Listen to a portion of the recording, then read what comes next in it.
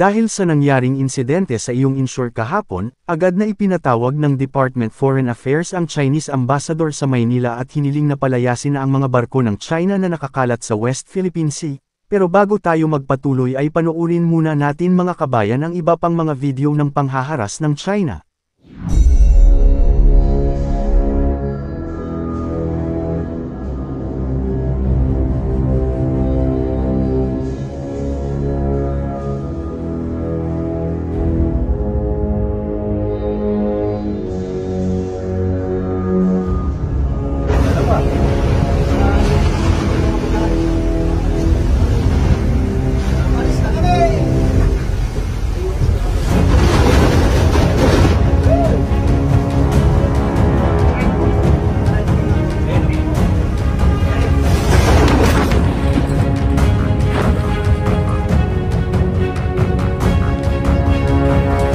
Sa nangyaring yan kahapon, 4 na tauhan ng Philippine Navy ang nagtamo ng minor injuries matapos gumamit ng water cannon ang dalawang Chinese vessel sa Eunice May 4, kung saan nabasag ang windshield ng wooden supply boat na ito. Nagtamo rin ng pinsala ang isa pang Parola-class patrol vessel ng Philippine Coast Guard na BRP Sindangan matapos banggain ng Chinese Coast Guard vessels na 21,555. Kasunod ng mga insidenteng ito inihatid ng BRP Sindangan ang Eunice May 4 pabalik ng Palawan upang gamutin ang mga sugatang tauhan, at ang natitirang dalawang sasakyang pangdagat ng Pilipinas, ang resupply boat na Unisame 1 at BRP Cobra ay nagpatuloy sa misyon. Nakapasok ang unit sa May 1 sa ayungin at inilipat ang mga kargang supply nito sa nakasadsad na barko na BRP Sierra Madre. Ang Chinese Ambassador to the Philippines naman ay agad na pinatawag ng Department of Foreign Affairs para sa isang diplomatikong protesta. Tama ang narinig ng mga kabayan. Isang diplomatikong protesta na naman na binabaliwala naman lagi ng China. Tinawag din ng Department of Foreign Affairs na hindi katanggap-tanggap ang insidente, at hiniling din sa Chinese Ambassador na agad na umalis ang lahat na Chinese vessel sa paligid ng shoal. Ngunit para sa dalubhasa sa maritime at seguridad na si Ray Powell ang aksyon ng China Coast Guard at Chinese Maritime Militia ay dapat uriin bilang isang blockade na isang pagkilos para sa digmaan o act war.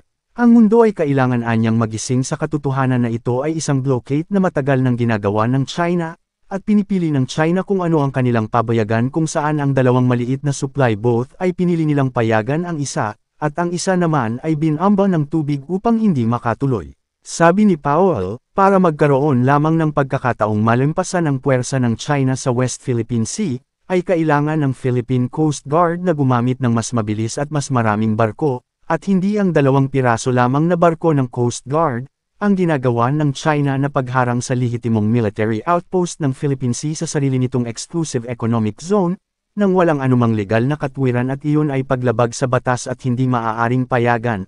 Ang European Union, United States, Great Britain at Japan ay naglabas naman ng mga pahayag ng suporta para sa Pilipinas. Inuulit ng mga bansang ito ang matinding pag-aalala sa paulit-ulit at mapanganib na aksyon ng China sa West Philippine Sea, kabilang ang paggamit ng water cannon ng China Coast Guard, na nagresulta ng pinsala sa mga barko at tauhan ng Philippine Navy.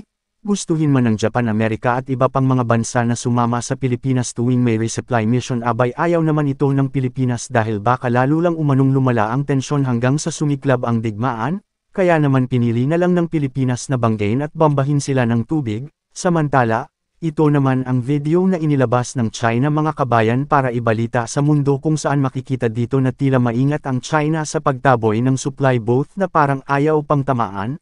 Ayon sa China Professional ang kanilang pagkilos, at malinaw na pumasok ang Pilipinas sa kanilang exclusive economic zone nang walang pahintulot kaya itinaboy nito, pero sa inilabas na video naman ng Philippine Coast Guard, abay matindi ang ginagawa ng mga ito sa supply boat ng Pilipinas at sa barko Philippine Coast Guard.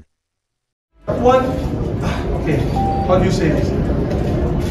We totally, strongly condemn what transpired yesterday sa pag-water cannon dito sa ating mga tropa na naghahatid lang po, naghahatid lang po ng supplies sa BRP Sierra Madre.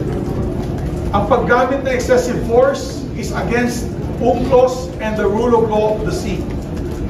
Binangga pa yung isang Coast Guard boat natin at kumuntik pang mapahamak ang lahat ng nakasakay dito sa Coast Guard vessels na to, Coast Guard vessel na ito. We demand that the Chinese government stop all these violent activities, all these provocative activities in the Ayungin Shoal and the West Philippine Sea. They are intensifying and creating the atmosphere of fear and violence in the West Philippine Sea, which we are trying to de-escalate. I would not like to speculate on the actions of China. Suffice it to say, the Philippine Navy and the armed forces will continue resupplying our troops deployed in the 9 island detachments, to include BRP Sierra Madre on Ayungin Shoal. Yes, the RORE is a naval operation conducted by Naval Forces West with support from the Coast Guard.